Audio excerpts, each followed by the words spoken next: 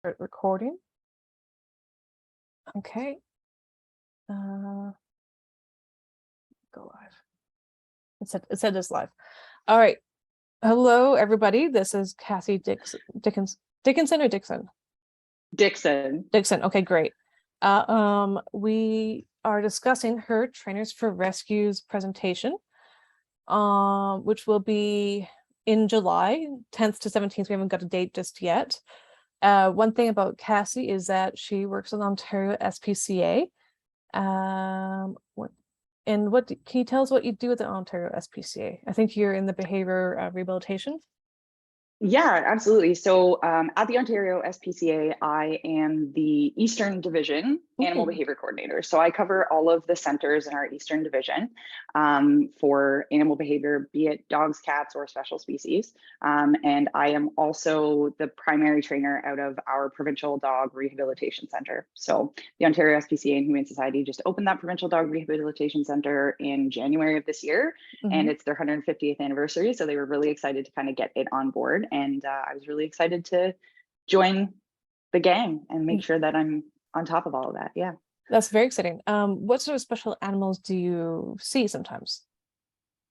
It really depends, because we do work with a lot. And to be fair, I also work with a lot of rescues and other shelters and those types of things in my area.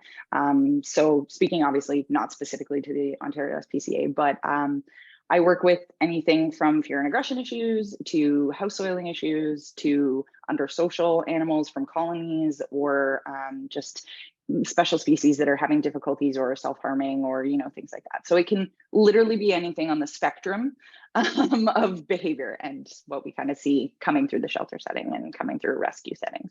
Fantastic. No, I think that I'm really happy you brought up colonies and community animals and feral animals, because Marmalade is a semi-feral / community cat, and so she was like a kind of like a colony cat that was found.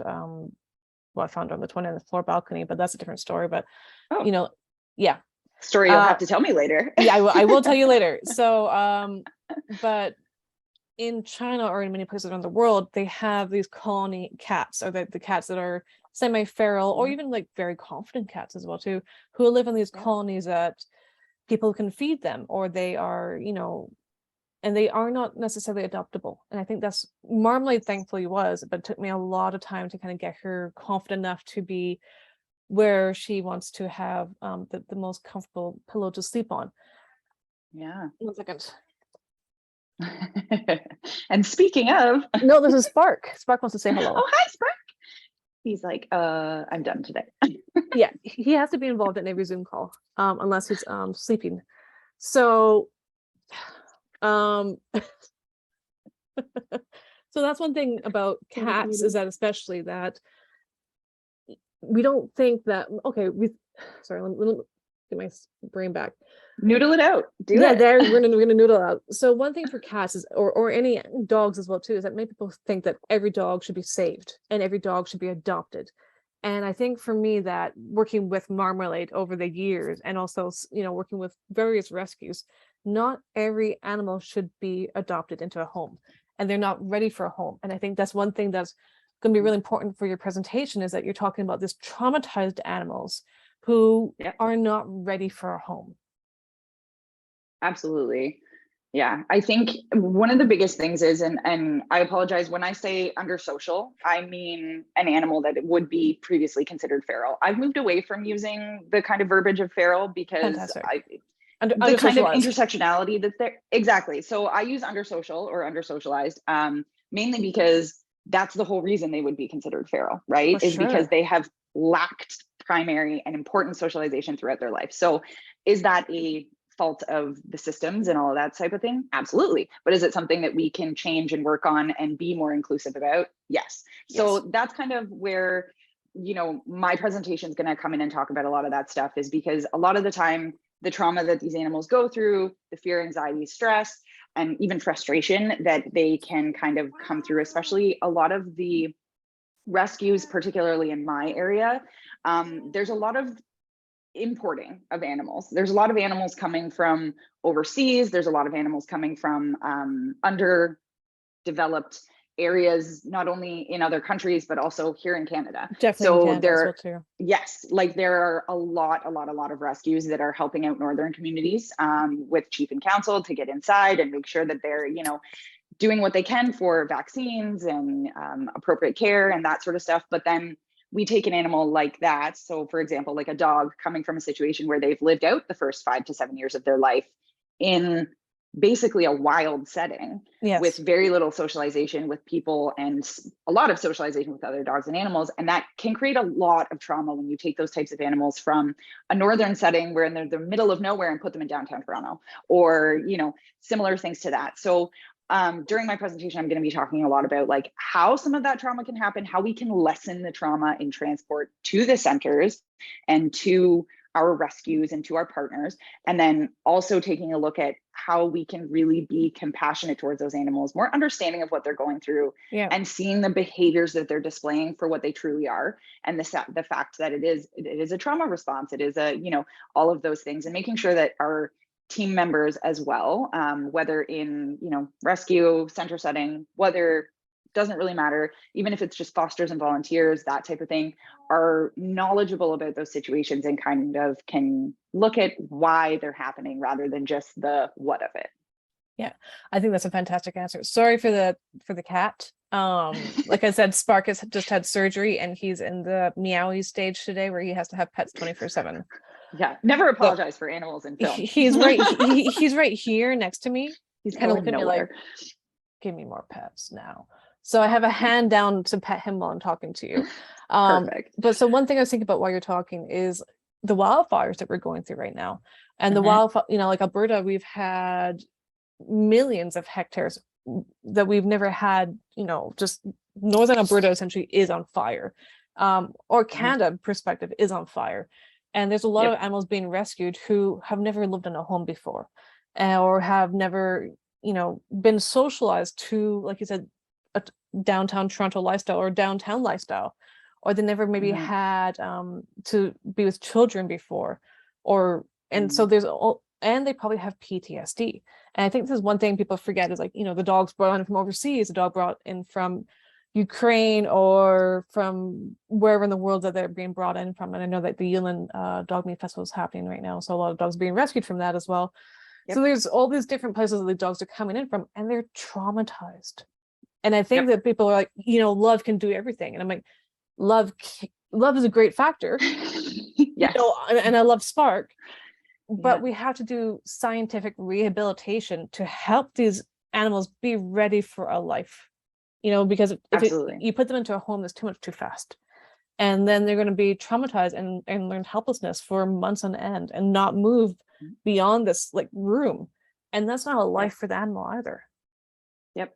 And what I find often happens, especially in, you know, foster-based rescues and situations like that, I see a lot where people are very well-meaning. People really want to help these animals. You know, I have so much compassion for people in the animal care and welfare sectors in general, because what you do is hard, right? Like, there is so much burnout. There's trauma to the people working through it, because what do you have to see on a regular basis? Like, I've been to a couple northern communities and had to see the trauma that those animals go through from the get-go, and the illnesses that are spread, and, you know, those types of things. And it's really difficult to kind of roll things back and look objectively at what we're doing and how we're doing it. And often, because there's so much old school thinking in terms of how to appropriately train animals, how to teach them right from wrong, how to do, you know, whatever.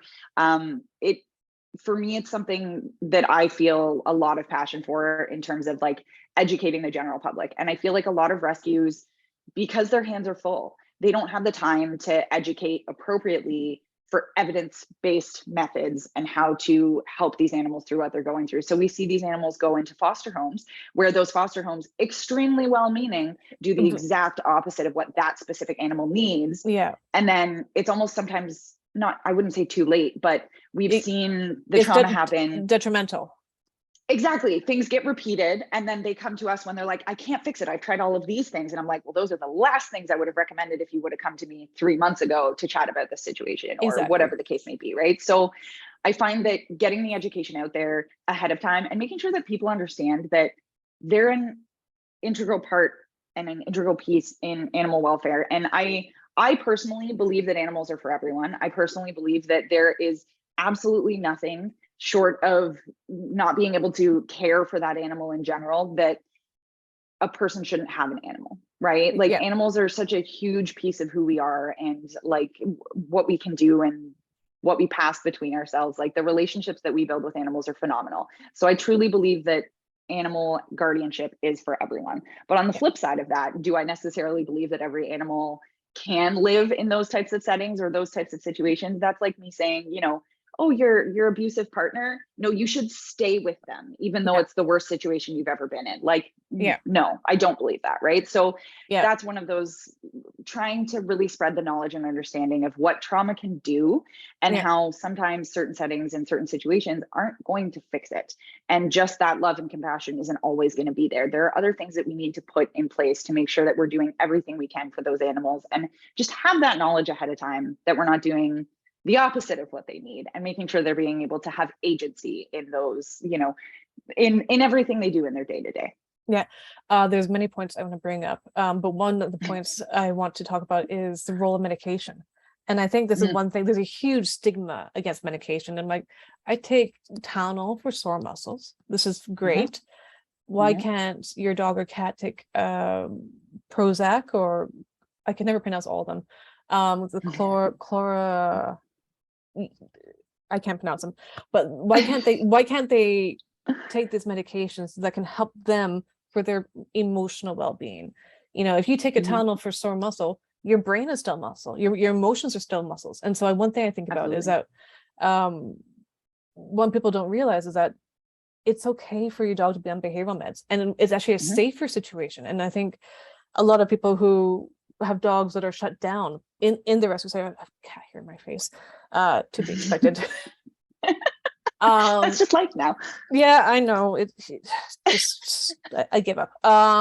So one thing that is very common is that people will adopt a dog from a rescue, and the dog will be emotionally shut down because they are so scared in the rescue. And then a few weeks later, that behaviors are coming out, and the dog still can't get out of these fear-based behaviors, or they becoming aggressive because of the fear. And medication has a role to play, and it has, you know, like rehabilitation is fantastic, you know, necessary. We have to get these dogs on meds as soon as possible if we can, because if not, they can be a risk to other people. And that's one thing people don't realize, is that this is not just the dog's well-being, but the well-being of the public as well too. Yeah, for sure. So I think for me, obviously, I'm not a veterinarian. I have tons of certifications, but I am not a DVM. I cannot prescribe medications. I cannot, you know, whatever. But I do have many veterinarians who will come to me and ask my opinion on medications and ask my opinion because I have a lot of experience with those medications. And, you know, I personally feel that medications are not something that should be a last resort. Exactly. It should be a first resort. They should be a frontline. Absolutely. Like when I see an animal come in and I'm like, this animal is not okay, I want to see how they settle in and yada, yada, yada. But like, I want that animal on something that's going to help them to get there faster, to be more comfortable in their settings and their surroundings, and to take the sharp edges away. Right. Like that's the biggest thing I say. It's like, do you baby proof your home when you have a new child? Absolutely you do, because tables have sharp corners. And just because a baby can walk into them doesn't mean we should let them. It's not a lesson they're going to learn by walking into sharp corners. Eventually they're going to be afraid of walking around their house because they bump into those sharp corners. If a medication can take away those sharp corners, why the heck wouldn't we do it? Right. And I think there's this almost like, macho is not the appropriate word, but it's kind of where I go. Stigma. Yeah, absolutely. There's definitely a stigma towards medications, but I feel there's also just that kind of like, if we can do it without them, why would we? Right? Like there's a lot of people who are like, well, oh, I never take medications because I think I should just tough it through and yada, yada. And I'm like, why would you want to live your life on the hard end of the, you know what I mean? Like in constant fear. In constant discomfort too. And I think there was a study put out recently, which I can find after this if you'd like more information on it, or to, you know, send it out to everybody sort of thing. But there was a study fairly recently that came out that it was a small control group and everything else, but it speaks to how many animals displaying difficult behaviors and, just in constant fear and discomfort and that sort of thing that have pain. So Yeah. not just mental trauma, but physical trauma as well. Yes. And that because we are people and we can't literally talk to these animals, we can read them, we can help them, but animals are very good at masking pain. It's part of, what Survival. they need to do to survive, right? Yeah. So there's so many animals. This study just showed that I think it was somewhere in the 70 percentile that 70 some odd percent of these animals were in physical pain, and that was part of creating those behaviors and things like that. So I think it's really important. Zazie Todd of Companion Animal Psychology posted one of those. So I can put it underneath. I can put it underneath it. Yes, because, I think that is the one that yeah. Because I've referenced that in the essay as well too. Because I think that's one big thing is when you have a dog who's, let's say, like traumatized, abused, aggressive. First of all, when they are aggressive or they're trying to bite you or they're hiding in a corner, these are not difficult behaviors. These are behaviors of the dog saying, I'm scared, I'm stressed, I'm anxious, help me. This is a call for help. It is not they're being challenging for you, for handling. They're or like a fractious cat. Well, that fractious cat is a fearful cat. That difficult dog is a fearful dog. It's not a traumatized dog. And so one thing that we have to do is we have to change how we look at these animals and say, oh, like, when you work in a shelter environment, oh, it's really hard to have to go see that dog again. Well, no, that dog is going through a hard time. And so one thing that we can do is, change how we see it. And if that dog is going through a hard time, they need a vet check. Like you said, they first of all should be on PVPs before they go to the vet to help them not be in more stress. And then they should be checked for pain, because any sort of increased aggression is usually underlying pain. And especially sorry, the cat is rolling on his back like this. I'll send you a photo after. Amazing. And so one thing we should talk about when we talk about, traumatized dogs or abused dogs, are they in pain? Do they have, so I had a cat before who, Patches, who passed away in January. He had been kicked so many times in his hind legs from abuse that he had unhealed fractures. So he couldn't jump very well because he had unhealed or improperly healed fractures in his hind legs from being kicked and being held on a rope. So when he got to my home, of course, he had the best life possible with the tuna, chairs, environmental enrichment. He had a good life. But we have to be mindful. So he had to be on daily medication because not only did he have these improperly healed fractures, but then they developed into early onset arthritis. And so whether we have a dog or a cat, when we have an animal who can't exhibit natural behaviors like a jump, or they're trying to bite you, there's a reason for that. Yep. I think it's important to remember too that in many companion animals, fear, anxiety, stress, frustration, and trauma can all cause physical ailments, right? So I think one of the biggest things is if you've ever been in a shelter setting, one of the other shelters that I used to work with, they refused to move cats in the shelter as best they could, because moving a cat was one of the highest correlations to cats getting upper respiratory infections, because the stress of it causes them to breathe improperly, causes them to give themselves respiratory infections. So it's like there is enough things that can cause these physical ailments. And when we're trying to help animals by bringing them into rescues, by bringing them wherever, we're trying to do everything we can. We put all of our resources into these animals, and sometimes everything that they're going through can cause physical repercussions that also have behavioral repercussions, and vice versa. So kind of taking that holistic approach of the whole animal, not just, oh, this behavior is happening because that animal doesn't know any better, or this behavior is happening because that animal is, mad, or whatever it is. One of the things that I hear fairly often is people just say, excuse my French, but people just be like, oh, that dog's a dick.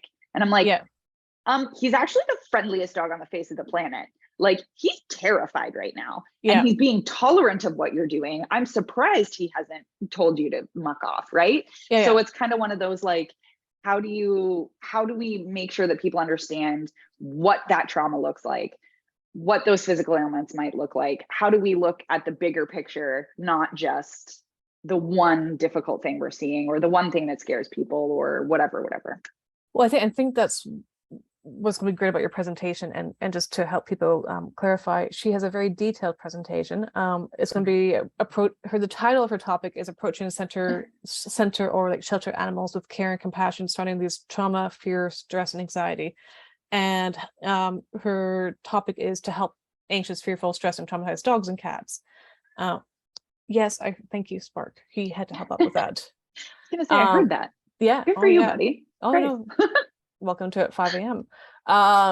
So it's like you wrote in your summary, is taking a compassionate approach towards the animal and also the staff as well too, because I think one big thing, like you said, like before, shelter burnout is huge, because when you're dealing with traumatized dogs every single day, or cats every single day, you're looking at this and you're kind of going, whatever.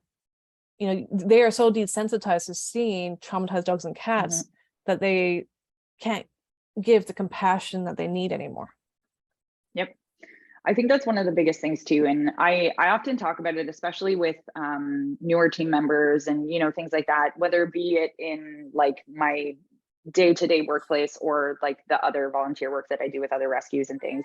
One of the biggest things I say is, in the past 6 years of me working in shelter settings for a living, I have seen probably 80 euthanasias of animals that I've been very close to. And many of those have been due to medical concerns. Some of them have been due to behavioral concerns, or just the lack of ability to be able to appropriately and safely home those animals, and, you know, that sort of thing. Rehoming is a big thing. And the one thing I kind of always say, especially surrounding those like humane care cases and things like that, is realistically, if I ever stop feeling the way I'm feeling about that animal today and having to go through this, if I don't shed a tear, if I don't have a difficult time, if I don't need to recuperate, I'm leaving this business. Is my biggest thing. I'm like, if I no longer feel for those scenarios, I'm out, because I will know, right? And I think that's one of the biggest things for compassion fatigue and burnout and everything else, is that our teams matter. And without the teams and the volunteers and everything else being there and helping and putting in all of the effort that they do, those animals wouldn't be saved, right? And we wouldn't be able to have these conversations and these talks and work towards better and more humane care for those animals while they're with us. So I think it's really important that our teams are at the forefront of everything that we do alongside those animals. And I think it's really, Spark is just adding his 2 cents throughout the entire your talk, even though he can't hear you because I have headphones in. So I think one thing is really important, is that we need to have people to be able to feel their feelings. And I think, like you said, like, you know, the macho or the perception that you need to be strong to help the animal, you need to be strong to, you know, go through all this. You don't have to be strong. You can feel your feelings, just not project them onto other people. And that's a big thing, is like, you're allowed to be sad. You're allowed to cry for these animals. And I think this is one thing that as shelter staff, you kind of go, okay, you know, take a deep breath, don't cry, go to the next patient. If you need to take 5 minutes or half an hour, say it. And I think this is a big thing that, you know, rescues as well, because they go through such challenging situations. If you need to have that emotional stress moment, do it. Communicate to your staff and say, hey, this really affected me. And I think that's a big thing. Like I've gone through that as well when I've done shelter welfare work, is like, being in the professional role, like the behaviorist role, I had to I put a mask on, because I was like, okay, like, you know, that's what I was taught to do. I was taught if you put your mask on and you say, okay, like, this is what's going to happen, XYZ, because you have to deal with other staff members, you have to be the one in charge. And I was like, no, not anymore. Because if you can feel your feelings, you can give a better care for that animals as well too. Absolutely. And I think that's also one of those other things that surrounds stigma, that stigma of being vulnerable and having those feelings, and you know, that compassion, and knowing that no matter who you are, your feelings are valid, right? It doesn't matter if your feelings are of anger or of sadness or of whatever. This is traumatic for you. Right? Watching these animals go through what they have to go through and learning to do better for them is the biggest piece. But you're allowed to have those feelings. Those feelings are valid. And we need to make sure that, you know, we're allowing people space to do that. I'm a huge person of, you know, you need to be able to bring your whole self to what you do and everything you do. And if I can't, I don't want to be in that space, right? I get really lucky. My previous workplace, actually, Toronto Humane Society, they were phenomenal in the fact that anytime I had a, you know, behavioral euthanasia or anything like that, 90% of the time it was like, it's happening at this time. We all get to say our goodbyes, you know, everything is everything. And they would go, take the day. Yeah. Go home. Right. Like they gave that agency and allowed us to really have our time to grieve. And a lot of the time too, you see anticipatory grief with those situations too. So, and I feel like understanding that those feelings are just as valid as the feelings that a scared or fractious or fearful animal is having. That snarl and that growl that they're having while they're curled up in the corner, that's just as valid as the tear that you're shedding today. So Exactly. it's a big part of that for me in talking about the compassion as a whole for the whole team and the animals we're working to save. And I think for me, one thing that we need to talk about, I'm going to address the elephant in the room, is that we are talking about euthanasia, and Yeah. that's a great thing. How did we get here? Yeah. It's just the way the world works. And I think we need to say that talking about euthanasia is not a bad thing.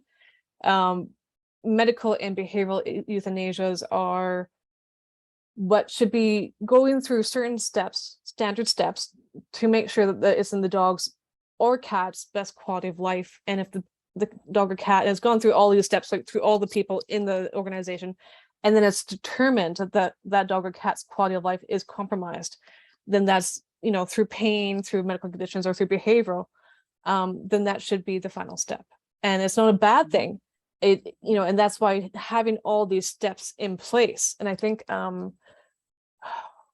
think WSAVA and ASAV have lots of World Society Animal Veterinary Associations. No, World Small Animal Veterinary Associations, and ASV. Is it I just did a course with them. American ABSAB. American Veterinary Society of Animal Behavior. Thank you very much. Well, there's also that, and there's also ASV as well too, which is Association of Shelter Veterinarians.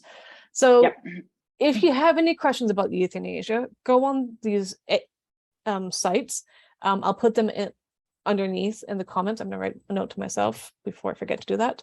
That, you know, if you have any questions about euthanasia, and the ASV, she just did a whole I'm gonna write a note. I'm gonna write a note, or I'm gonna forget it. Oh wait, ZZ saw it as well too. ZZ pain. So I'm gonna have all these notes underneath. So one big thing that I want to talk about is that if you are contemplating that this dog will not be able to be rehomed, that they are in too much pain, medical condition means that they cannot live for X amount of time, go to these websites, check out the behavioral euthanasia sets and standards that they have, and see, you know, what is appropriate. Because if you have any questions at any time, you should go to the sources that are the best. And so the ASV just actually released new guidelines, and it does include euthanasia as well. Yep, which is phenomenal, and definitely something hugely needed. Yeah. Before I let you go, because we've been on for quite a while, and it is a Saturday. It is your day off. Know what time it is. It's 2:42 your time and 12:42 my time. Nice. What are you going to talk about? What will people get from your presentation? Well, they'll get a whole lot of what we just talked about for sure, in hopefully smaller snippets, because I tend to ramble. But mostly just talking about what we can do to reduce trauma, fear, anxiety, and stress in the animals that we're looking to help. So how do we go about pathway planning for animals that we recognize are suffering through those things? How do we go about chatting with veterinarians, maybe if you don't have a regular veterinarian for your rescue or clinic or, you know, whatever? How do we do that? How do we make sure that we're offering compassion to those animals, seeing the behaviors for what they are, and making sure that our team members, volunteers, and when I say team members, I mean volunteers as well, because they're voluntary team members, right? But they're still a huge part. Like, you can't walk dogs every day, and so like the things that they do are integral to the upkeep of the center. Absolutely. Like, we would not be able to do what we do in general in animal welfare if it weren't for the compassion, care, and even donations and such of our volunteers. And you know, that's a big thing. So we're going to talk a lot about that, about the compassion. How do we recognize trauma? How do we recognize that fear, anxiety, and stress for what it is? How do we reduce it as best we can? And what are some things that we can do to put in place beforehand, particularly in center settings, that allow animals to bring their whole self, but also to recover from what they've been going through. That sounds fantastic. And is there anything else you want to mention? No, I don't think so. I apologize in advance because I don't know if y'all can see, but my brother-in-law just got in a hot tub behind me, and I'm like, I don't think you can see that, but that would have We been really cannot awkward. see that, but I would love to see that afterwards. It sounds horrible. Just outside the window. Didn't think to close the blinds. No, we can't see. We can see just the double 7-7, so we're good for that. Oh, Don't fantastic. So just to everybody knows, Cass is on her weekend, so she's actually away at a cabin and is taking her time away from her vacation to have this little chat about her work, which is phenomenal. We haven't yet set a date for your but we will post it when we do. So we'll post it when we do. So, but we will just trying to figure out dates and times for people. But it's in July 10th to 17th, so in 1 month from now. So, but I hope really everybody enjoys this little snippet, and we will talk to you soon. You just stay on the line just 1 second. All right, thank you for being a part of our live. Of course. Okay. Thanks for having me.